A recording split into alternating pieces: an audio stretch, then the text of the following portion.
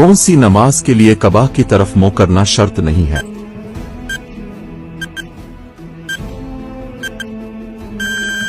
सही जवाब है नफल नमाज जो सफर में हो।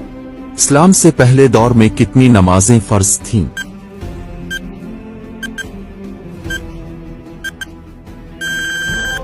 सही जवाब है 2 नमाजें।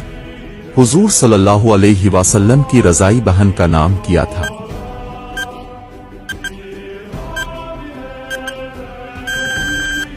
सही जवाब है हजरत शीमा। अब सल्लल्लाहु अलैहि वसल्लम के चचा हजरत हमजा के इस्लाम लाने की वजह कौन बना?